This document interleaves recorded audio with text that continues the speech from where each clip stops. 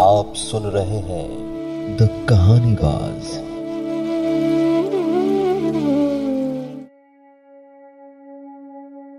नमस्ते दोस्तों, स्वागत है आपका एक बार फिर से द कहानीबाज के कहानियों में। आज मैं आपको सुनाने जा रहा हूं मुंशी प्रेमचंद्र द्वारा लिखित घर जमाई। तो आइए चलते हैं आज की कहानी की ओर।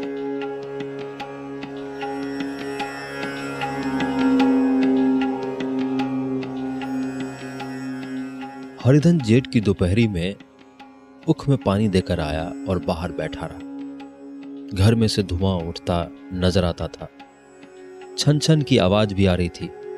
उसके दोनों साले उसके बाद आए और घर में चले गए। दोनों सालों के लड़के भी आए और उसी तरह अंदर दाखिल हो गए, पर हरिधन अंदर ना जा सका।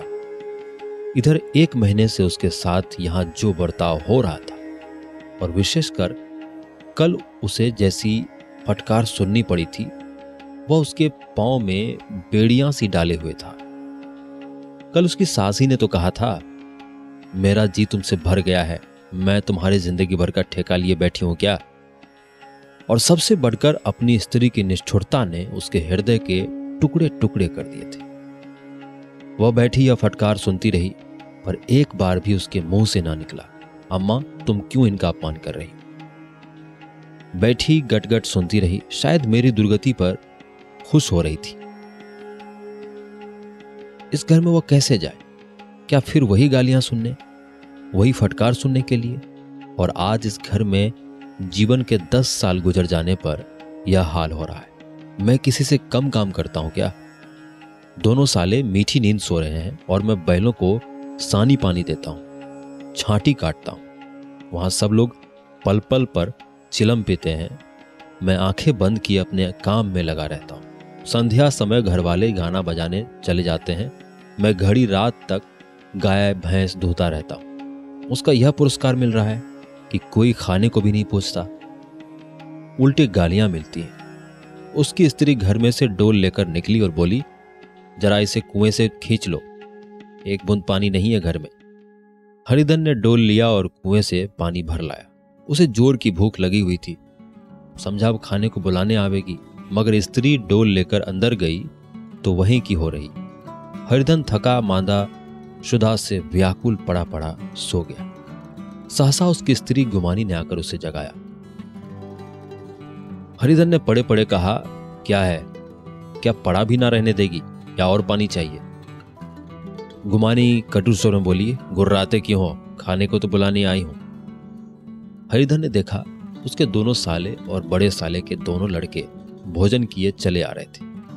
उसकी देह में आग लग गई। मेरी अब यह नौबत पहुंच गई कि इन लोगों के साथ बैठकर खा भी नहीं सकता।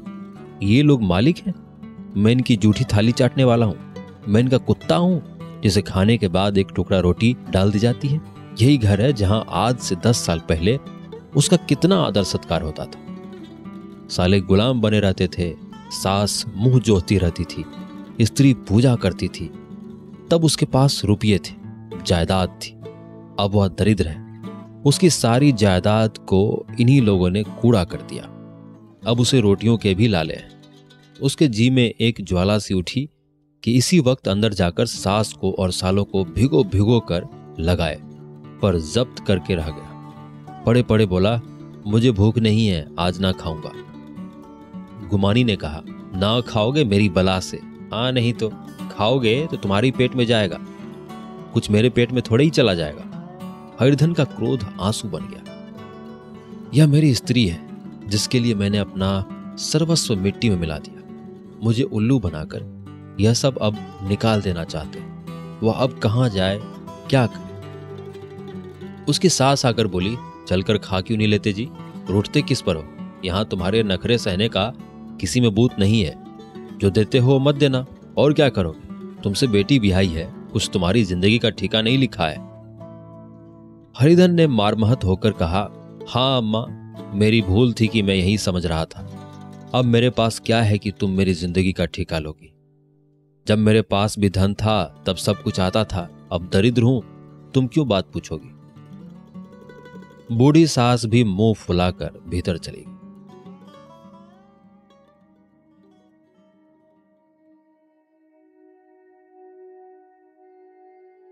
बच्चों के लिए बाप एक फालतू सी चीज, एक विलास की वस्तु है, जैसे घोड़े के लिए चने या बाबुओं के लिए मोहन भोग।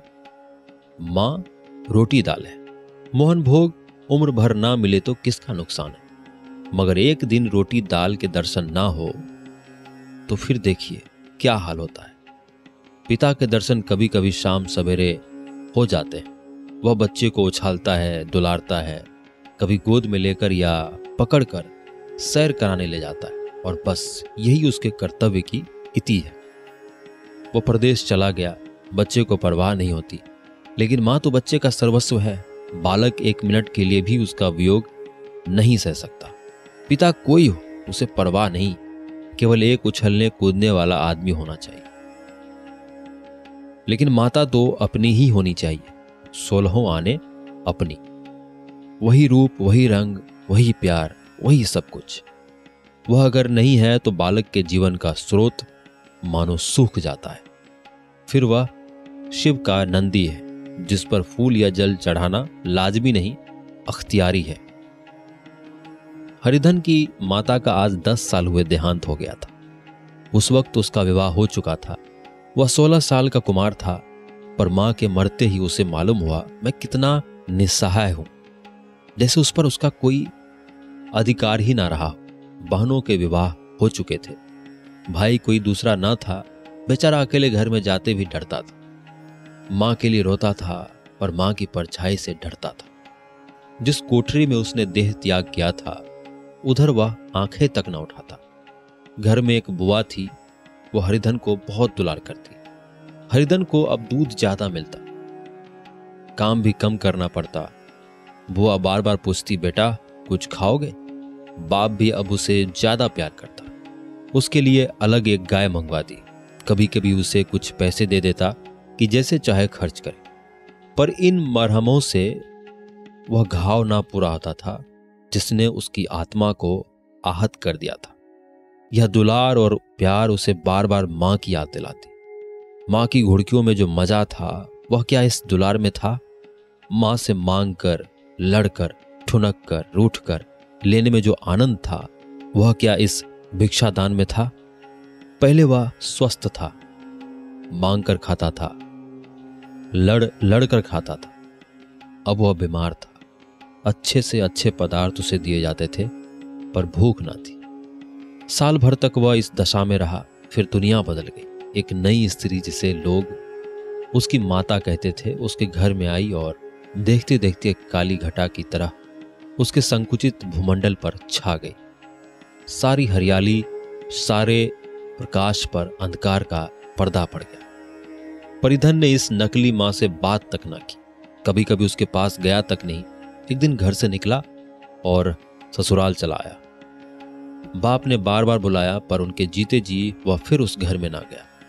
जिस दिन उसके पिता के देहांत की सूचना मिली, उसे एक प्रकार का ईर्ष्या में हर्ष हुआ। उसकी आंखों से आंसू की एक बूंद भी ना आई। इस नए संसार में आकर हरिधन को एक बार फिर मातृ स्नेह का आनंद मिला। उसकी सास ने ऋषि वरदान की भांति उसके शून्य जीवन को विभूतियों से परिपूर्ण कर दिया। मरुभूमि में हरियाली उत्पन्न हो गई। सालियों की चुहल में, सास के स्नेह में, सालों के वाक विलास में और स्त्री के प्रेम में उसके जीवन की सारी आकांक्षाएं पूरी हो गईं। सास कहती, बेटा तुम इस घर को अपना ही समझो, तुम ही मेरे आंखों के तारे हो। वह उससे अपने लड़कों की बहुओं की शिकायत करती। वह दिल में समझता था, सास जी मुझे अपने बेटों से भी ज्यादा चाहती हैं। बाप के मरते ही वह घर गया और अपने हिस्से की जायदाद को कूड़ा करके रुपयों की थैली लिए हुए आ गया। अब उसका दूना आदर सत्कार होने लगा। उसने अपनी सारी संपत्ति सास के चरणों पर अर्पण करके अपने जीवन को सार्थक कर दिया। अब तक उसे कभी कभी घर की याद आ जाती थी, अब भूल कर भी उसकी याद ना आती, मानो वह उसके जीवन का कोई भीषण कांड था जिसे भूल जाना ही उसके लिए अच्छा था। वह सबसे पहले उठता, सबसे ज्यादा काम करता, उसका मनोयोग उसका परिश्रम देखकर गांव के लोग दांतों तले उंगली दबाते थे। उसके ससुर का भाग बखानते थे, जिसे ऐसा दामाद मिल गया। लेकिन ज्यों-ज्यों दिन गुजरते गए उसका मान सम्मान घटता गया। पहले देवता, फिर घर का आदमी, अंत में घर का दास हो गया। रोटियों में बाधा पड़ गई, अपमान होने लगा। अगर घर के लोग भूखों मरते और साथ ही उसे भी मरना पड़ता तो उसे जरा भी शिकायत ना होती।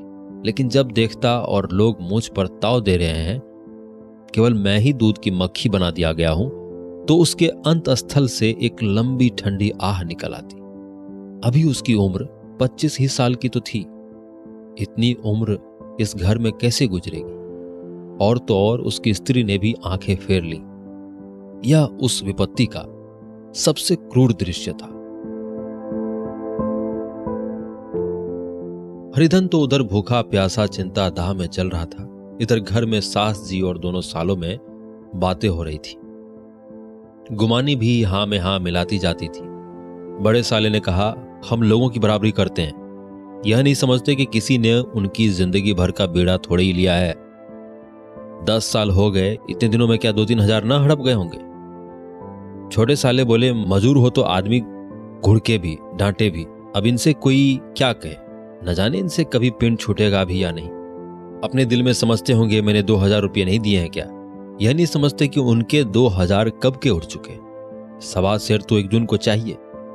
सास ने गंभीर भाव से कहा, बड़ी भारी खुराक है। गुमानी माता के सिर से जू निकाल रही थी। सुलगते हुए हृदय से बोली, निकम्मे आदमी को खाने के सिवाय और काम ही क्या रहता है? बड़े साले ने कहा, खाने की कोई बात नहीं है, जिसकी जितनी भूख हो उतना खाए, लेकिन कुछ पैदा भी तो करना चाहिए। यह नहीं समझते कि पहुने में किसी के दिन कटे हैं। छोटे साले ने कहा, मैं तो एक दिन कह दूंगा, अब अपनी राह लीजिए, आपका कर्जा नहीं खाया है। गुमानी घर वालों की ऐसी ऐसी बातें सुनकर अपने पति से द्वेष करने लगी थी। अगर वह बाहर से 4 पैसे लाता, इस घर में उसका कितना मान सम्मान होता। वह भी रानी बनकर रहती। न जाने क्यों कहीं बाहर जाकर कमाते उसकी नानी मरती है। गुमानी की मनोवृत्तियां अभी तक बिल्कुल बालपन की सी थी। उसका अपना कोई घर न था। उसी घर का हित अहित उसके लिए भी प्रधान था। वह भी उन्हीं शब्दों में विचार करती, इस समस्या को उन्हीं आंखों से देखती जैसे उसके घर वाले देखते थे। सच तो 2000 रुपये में क्या किसी को मोल ले लेंगे? 10 साल में 2000 होते ही क्या है? 200 ही तो साल भर के हुए। क्या 2 आदमी साल भर में 200 भी ना खाएंगे? फिर कपड़े लत्ते, दूध, घी, सभी कुछ तो है। 10 साल हो गए, एक पीतल का छल्ला नहीं बना। घर से निकलते तो जैसे इनके प्राण निकलते हैं। जानते हैं जैसे पहले पूजा होती थी वैसे ही जन्म भर होती रहेगी। यह नहीं सोचते कि पहले और बात थी, अब और बात है। बहू तो पहले ससुराल जाती है तो उसका कितना महात्म होता है। उसके डोली से उतरते ही बाजे बजते हैं। गांव मोहल्ले की औरतें उसका मुंह देखने आती है और रुपये देती है। महीनों उस घर भर से अच्छा खाने को मिलता है, अच्छा पहनने को कोई काम नहीं लिया जाता। लेकिन 6 महीनों के बाद कोई उसकी बात भी नहीं पूछता। वह घर भर की लौंडी हो जाती है। उनके घर में मेरी भी तो वही गति होती, फिर काहे करो ना। जो यह कहो कि मैं तो काम करता हूं तो तुम्हारी भूल है। मजूर की और बात है, उसे आदमी डांटता भी है, मारता भी है। जब चाहता है रखता है, जब चाहता है निकाल देता है। कसकर काम लेता है, यह नहीं कि जब जी में आया कुछ काम किया, जब जी में आया पढ़कर सो रहे। हरिधन अभी पड़ा अंदर ही अंदर सुलग रहा था कि दोनों साले बाहर आए और बड़े साहब बोले, भैया उठो, तीसरा पहर ढल गया, कब तक सोते रहोगे? सारा खेत पड़ा हुआ है। हरिधन चट उठ बैठा और तीव्र स्वर में बोला, क्या तुम लोगों ने मुझे उल्लू समझ लिया है? तीनों साले हक्का बक्का हो गए। जिस आदमी ने कभी जबान न खोली, हमेशा गुलामों की तरह हाथ बांध हाजिर रहा, वह आज एकाएक इतना आत्माभिमानी हो जाए, यह उनको चौंका देने के लिए काफी था। कुछ जवाब न सूझा। हरिधन ने देखा इन दोनों के कदम उखड़ गए तो एक धक्का और देने की प्रबल इच्छा को ना रोक सका। उसी ढंग से बोला, मेरी भी आंखें हैं, अंधा नहीं हूं ना बहरा ही हूं। छाती फाड़कर काम करूं और उस पर भी कुत्ता समझा जाऊं, ऐसे गधे और कहीं होंगे। अब बड़े साले भी गर्म पड़े। तुम्हें किसी ने यहां बांध तो नहीं रखा है? अब की हरिधन लाजवाब हुआ, कोई बात ना सूझी। बड़े ने फिर उसी ढंग से कहा, अगर तुम यह चाहो कि जन्म भर पहुने बने रहो और तुम्हारी वैसी ही आदर सत्कार होता रहे तो यह हमारे वश की बात नहीं है। हरिधन ने आंखें निकाल कर कहा, क्या मैं तुम लोगों से कम काम करता हूं? बड़े साले ने कहा, यह कौन कहता है? हरिधन ने कहा, तो तुम्हारे घर की यही नीति है कि जो सबसे ज्यादा काम करे वही भूखा मारा जाए। बड़े साले ने कहा, तुम खुद खाने नहीं गए, क्या कोई तुम्हारे मुंह में कौड़ डाल देता? हरिधन ने ओठ चबाकर कहा, मैं खुद खाने नहीं गया। कहते तुम्हें लाज नहीं आती? नहीं आई थी बहन तुम्हें बुलाने। छोटे साले ने कहा, अम्मा भी तो आई थी, तुमने कह दिया मुझे भूख नहीं है, तो क्या करती? सास भीतर से लपकी चली आ रही थी। यह बात सुनकर बोली, कितना कहकर हार गई, वे उठे ना तो मैं क्या करूं?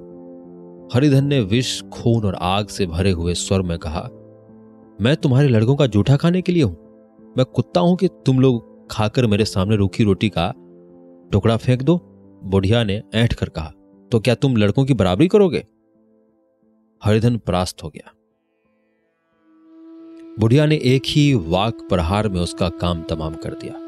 उसकी तनी हुई भवें ढीली पड़ गई, आंखों की आग बुझ गई, फड़कते हुए नथुने शांत हो गए। किसी आहत मनुष्य की भांति वह जमीन पर गिर पड़ा। क्या तुम मेरे लड़कों की बराबरी करोगे? यह वाक्य एक लंबे भाले की तरह उसके हृदय में चुभता चला जाता था। ना हृदय का अंत था, ना उस भाले का। सारे घर ने खाया पर हरिधन ना उठा। सास ने मनाया, सालियों ने मनाया, ससुर ने मनाया, दोनों साले मनाकर थक गए। हरिधन ना उठा। वहीं द्वार पर एक टाट पर पड़ा था, उसे उठाकर सबसे अलग कुएं पर ले गया और जगत पर बिछाकर पड़ा रहा। रात भीग चुकी थी। अनंत प्रकाश में उज्जवल तारे बालकों की भांति क्रीड़ा कर रहे थे। कोई नाचता था, कोई उछलता था, कोई हंसता था, कोई आंखें भींचकर फिर खोल देता। कोई साहसी बालक सपाट भरकर एक पल में उस विस्तृत क्षेत्र को पार कर लेता था और न जाने कहां छिप जाता था। हरिधन को अपना बचपन याद आया, जब वह भी इसी तरह क्रीड़ा करता था। उसकी बाल स्मृतियां उन्हीं चमकीले तारों की भांति प्रज्वलित हो गई। वह अपना छोटा सा घर, वह आम के बाग जहां वह कोरियों चुना करता था, वह मैदान जहां वह कबड्डी खेला करता था, सब उसे याद आने लगे। फिर अपनी स्नेहमयी माता की सदैव मूर्ति उसके सामने खड़ी हो गई। उन आंखों में कितनी करुणा थी, कितनी दया थी। उसे ऐसा जान पड़ा मानो माता आंखों में आंसू भरे उसे छाती से लगा लेने के लिए हाथ फैलाए उसकी ओर चली आ रही है। वह उस मधुर भावना में अपने को भूल गया। ऐसा जान पड़ा मानो माता ने उसे छाती से लगा लिया है और उसके सिर पर हाथ फेर रही है। वह रोने लगा, फूट फूट कर रोने लगा। उसी आत्म सम्मोहित दशा में उसके मुंह से यह शब्द निकला, अम्मा तुमने मुझे इतना भुला दिया। देखो तुम्हारे प्यारे लाल की क्या दशा हो रही, कोई उसे पानी को भी नहीं पूछता। क्या जहां तुम हो वहां मेरे लिए जगह नहीं है? सहसा गुमानी ने आकर पुकारा, क्या सो गए तुम? नौज किसी को ऐसी राक्षसी नींद आए? चलकर खा क्यों नहीं लेते? कब तक कोई तुम्हारे लिए बैठा रहे? हरिधन उस कल्पना जगत से क्रूर प्रत्यक्ष में आ गया। वही कुएं की जगत थी, वही फटा हुआ टाट और गुमानी सामने खड़ी कह रही थी, कब तक कोई तुम्हारे लिए बैठा रहे? हरिधन उठ बैठा और मानो तलवार म्यान से निकाल कर बोला, भला तुम्हें मेरी सुध तो आई? मैंने तो कह दिया था मुझे भूख नहीं है। गुमानी ने कहा, तो कै दिन ना खाओगे? अब इस घर का पानी भी ना पीऊंगा। तुझे मेरे साथ चलना है या नहीं? दृढ़ संकल्प से भरे हुए इन शब्दों को सुनकर गुमानी सहम उठी। बोली, कहां जा रहे हो? हरिधन ने मानो नशे में कहा, तुम्हें इससे क्या मतलब?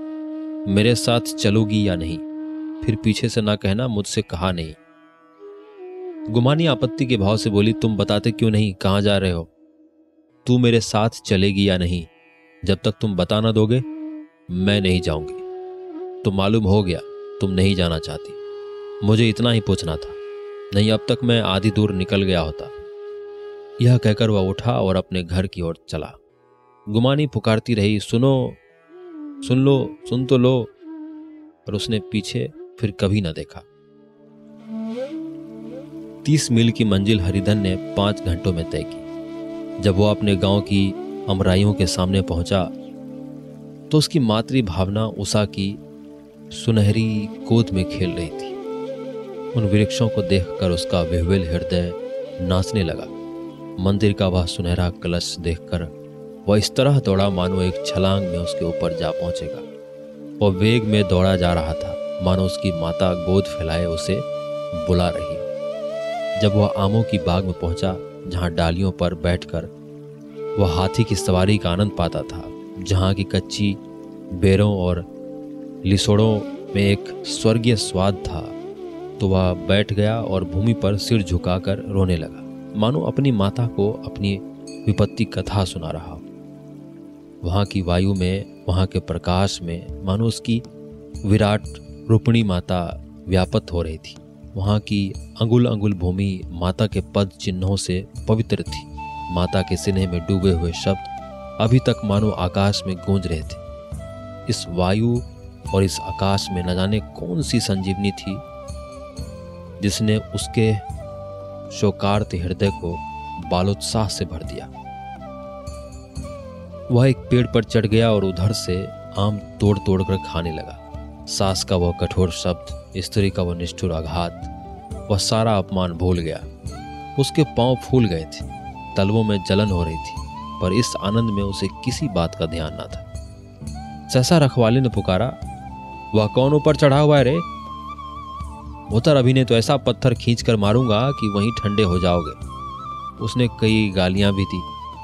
इस फटकार और इन गलतियों में इस समय हरिधन को अलौकिक आनंद मिल रहा था। वह डालियों में छिप गया, कई आम काट काट कर नीचे गिराए और जोर से ठाठा मारकर हंसा। ऐसी उल्लास से भरी हुई हंसी उसने बहुत दिनों से ना हंसी थी। रखवाले को वह हंसी परिचित सी मालूम हुई, मगर हरिधन यहाँ कहाँ? वह तो ससुराल की रोटियां तोड़ रहा है। कैसा हंसोड़ा था, कितना चिबिल्ला, न जाने बेचारे का क्या हाल हुआ है। पेड़ की डाल से तालाब में कूद पड़ता था। अब गांव में ऐसा कौन है? डांट कर बोला, वहां बैठे बैठे हंसोगे तो आकर सारी हंसी निकाल दूंगा, नहीं सीधे से उतर आओ। वह गालियां देने जा रहा था कि एक गुठली आकर उसके सिर पर लगी। सिर सहलाता हुआ बोला, यह कौन शैतान है? नहीं मानता? ठहर तो मैं आकर तेरी खबर लेता हूं। उसने अपनी लकड़ी नीचे रख दी और बंदरों की तरह चटपट ऊपर चढ़ गया। देखा तो हरिधन बैठा मुस्कुरा रहा था। चकित होकर बोला, अरे हरिधन, तुम यहाँ कब आए? इस पेड़ पर कब से बैठे हो? दोनों बचपन सखा वहीं गले मिले। यहाँ कब आए?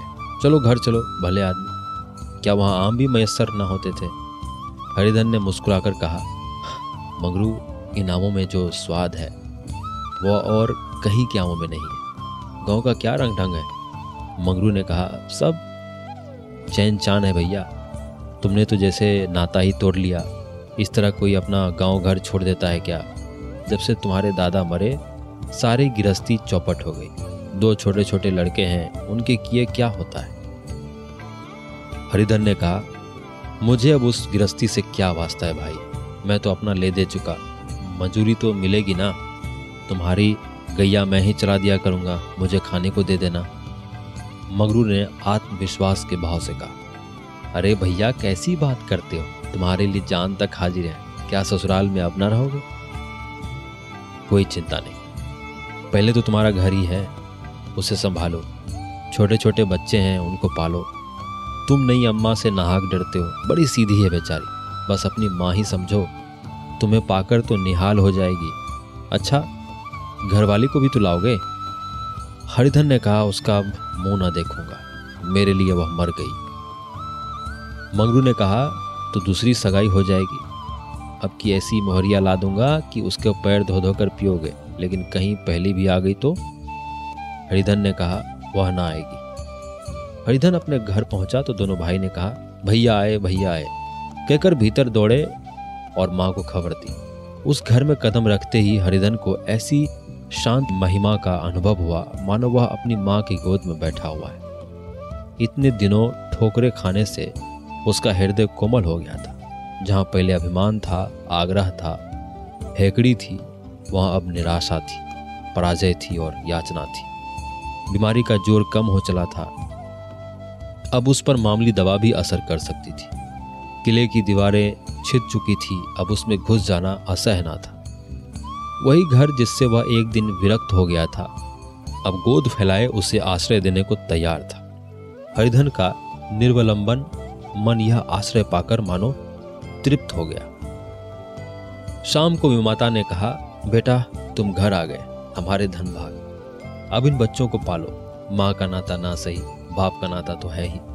मुझे एक रोटी दे देना, खाकर एक कोने में पड़ी रहूंगी। तुम्हारी अम्मा से मेरा बहन का नाता है, उस नाते से तो तुम मेरे लड़के होते हो।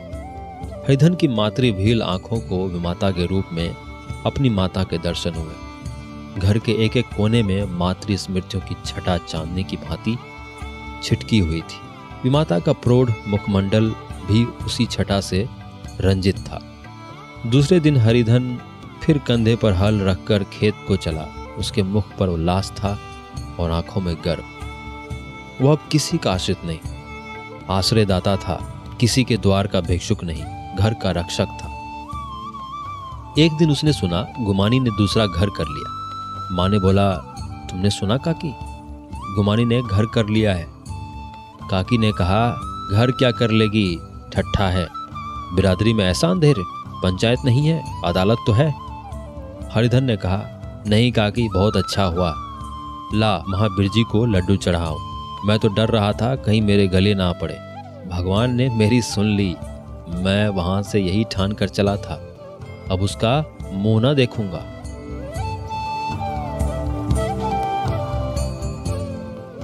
मैं आशा करता हूं कि आपको ये कहानी अच्छी लगी होगी। हमारी आज की कहानी में बस इतना ही। आपको कहानी सुनकर कैसा लगा हमें जरूर बताएं और इसी तरह बने रहे हमारे साथ और सुनते रहिए द कहानीबाज।